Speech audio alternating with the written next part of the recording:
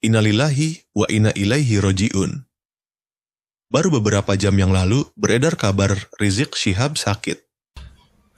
Rizik Syihab hari ini masuk rumah sakit.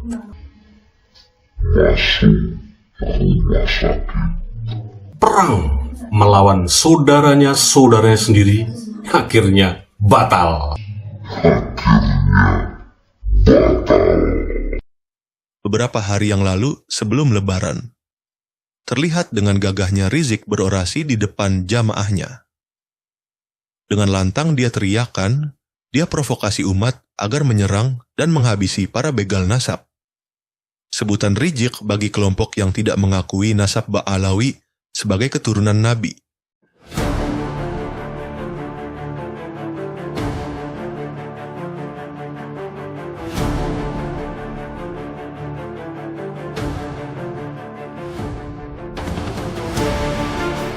Para pencari fakta, selamat datang di Tani Minimalis, channel yang mengupas tuntas berita terbaru seputar nasab, identitas, dan sejarah garis keturunan. Dari kisah keluarga bangsawan hingga perdebatan panas tentang asal-usul, semua kita bahas dengan sudut pandang yang tajam dan unik. Bukan cuma itu, kami juga bakal mereaksi konten-konten menarik dari berbagai channel yang membahas sejarah, silsilah, dan etnografi dengan cara yang fresh dan kritis. Siap melihat dunia dari perspektif baru? Tani Minimalis mengungkap jejak, menyusun fakta, shock!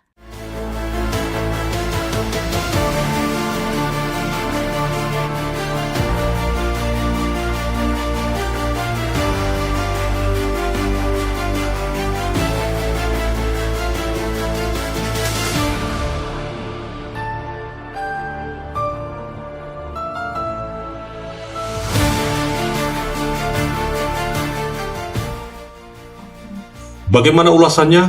Mari kita bahas.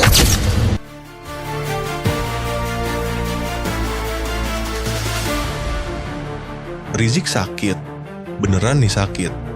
Padahal kemarin nantang kelompok Kiai Imad CS. Oh mungkin kemarin saat nantang-nantang, kondisi lagi nggak sadar. Kebanyakan makan parcel kiriman Mukibin. Apa mungkin pikiran lagi pusing? Mau lebaran nggak pegang duit? Padahal istri belum dikasih jatah belanja dan anak-anak pun belum pada dibeliin baju. Maklum, Dawir lagi sepi, gara-gara tesis Kiai Imad.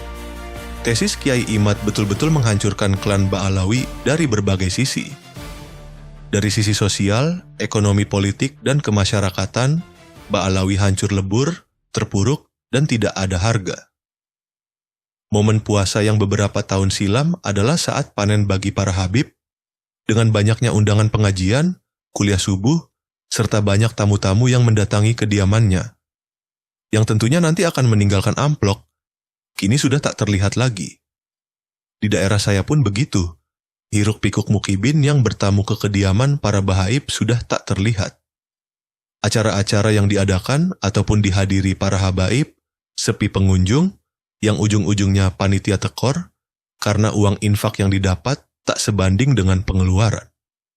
Saya sempat menanyakan hal ini kepada teman saya, dan dijawab, sekarang malu mengaku sebagai muhibin, apalagi bertamu ke rumahnya. Inilah fenomena yang menyebabkan para habib begitu benci dan marah kepada Kiai Imad. Dan itu terlihat jelas ketika Rizik berorasi di depan jamaahnya kemarin lusa. Sampai-sampai terlontar ajakan perang. Itu baru dilihat dari sisi ekonomi. Dilihat dari sisi sosial kemasyarakatan, lebih parah lagi. Hari ini sudah tidak ada yang menghormati para habib dari anak kecil sampai orang dewasa. Sudah tak punya rasa takut, apalagi hormat, kepada para habaib. Lita lihat komentar-komentar para netizen hampir di semua platform media sosial.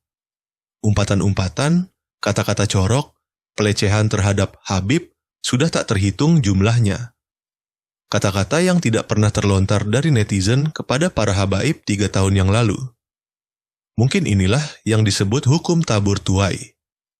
Para habib sering mengolok para kiai, ulama pribumi. Kini dibalas netizen. Para habib menghina kiai ulama pribumi, kini dibalas hinaan yang lebih kejam dari para netizen. Para habaib merendahkan kiai dan ulama pribumi, kini habaib pun direndahkan hampir oleh semua masyarakat Indonesia. Hukuman ini saya anggap layak diterima oleh para habaib. Dan saya rasa ini belum seberapa dan nanti akan datang hukuman yang lebih dari ini. Ini belum klimak. Cerita tentang kehinaan para habaib masih panjang. Dilihat dari sisi politik, kini Habib tidak ada yang dipakai dalam pemerintahan. Yang dulu-dulu ada Habib diundang ceramah di istana, sekarang tidak tampak lagi. Yang dulu-dulu habaib dijadikan penasehat presiden, sekarang tidak ada juga. Pokoknya Habib dijauhi pemerintah. Habib tersisih dari kancah politik nasional. Yang masih tersisa Habib cuman ada di DPR. Itu pun produk lama dari partai yang memang didirikan oleh para habaib. Partai PKS. Dan insya Allah tahun politik yang akan datang, PKS pun akan hilang dari peredaran seiring hilangnya juga habaib di kancah perpolitikan Indonesia. Pokoknya, mari kita singkirkan Habib dari berbagai posisi. Pinggirkan mereka dari sisi politik, sosial, kemasyarakatan, dan ekonomi. Agar kembali seperti sedia kala yang berjualan minyak wangi di emperan toko ataupun keliling kampung. Mungkin itu yang lebih layak bagi mereka. Dikasih hati, minta jantung. Dibaikin ngelunjak. Itulah hukumannya. Atau mungkin kita harus lebih keras. Usir dari Indonesia. Efek dukungan yang sangat luar biasa dari elemen masyarakat, khususnya dari PWI Laskar Sabilillah yang mendukung penuh kepada Gus Fuad Pleret. Stop kriminalisasi. Yang ini akan direncanakan memang oleh kelompok Pak Alwi dan para muhibin-muhibinnya. Seruan perang dari Rizik Syihab batal. Dia sendiri masuk rumah sakit.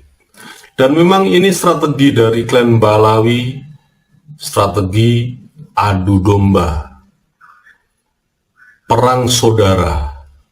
Tapi alhamdulillah Allah itu masih melindungi kita semua, dan akhirnya perang yang diteriakkan oleh congornya Rizik Syihab,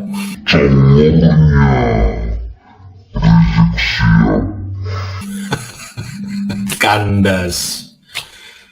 Inilah efek yang sangat masif dari para PWI Laskar Sabilillah dan sahabat-sahabat yang sudah mendukung secara penuh perjuangan, khususnya yang terus secara konsisten tidak pernah mengenal tajam dari Gus Fuad Pleret.